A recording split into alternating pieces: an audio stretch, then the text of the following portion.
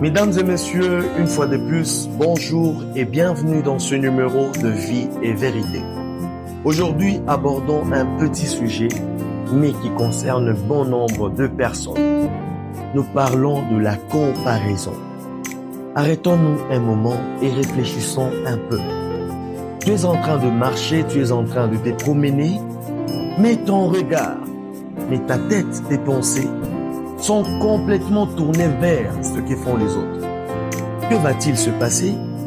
Tu risques de quitter ton propre chemin, tu risques de t'écarter progressivement de la voie du chemin, tu risques de trébucher même, voire finir dans un trou.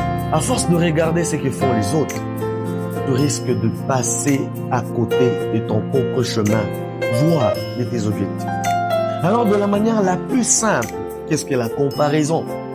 C'est le fait de mesurer sa vie, mesurer ses avoirs, mesurer ses compétences dans les domaines spirituels, mesurer même ses dons. Bref, mesurer ses résultats à ceux des autres. C'est une chose très dangereuse parce que la comparaison engendre des conséquences qui sont fâcheuses. À savoir, elle peut t'empêcher d'évoluer. Quand tu es en train de te comparer aux autres, de voir plus ce que font les autres que de te concentrer sur ce que tu es en train de faire, toi, cela peut t'empêcher d'évoluer. Deuxièmement, c'est que quand tu te mets à mesurer ta vie, tes résultats à ceux des autres, cela peut créer de la frustration. Dans la plupart des cas, quand tu te mets à te comparer aux autres, tu vas voir que les autres sont plus avancés. Leurs résultats sont meilleurs que le tien et tu seras frustré.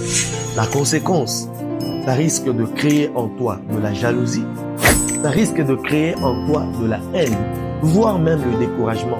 Tu risques de te dire, en tout cas, moi, c'est comme si je n'avance pas. Moi, c'est comme si je suis, en tout cas, sur un seul endroit. Tu seras frustré. Ça, c'est une chose, en tout cas, il faut en tenir compte.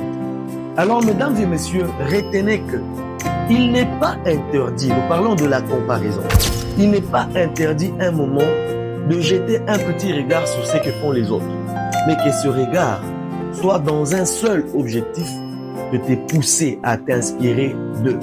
Copie ce qu'il y a de bien et concentre-toi sur toi-même pour ton propre progrès.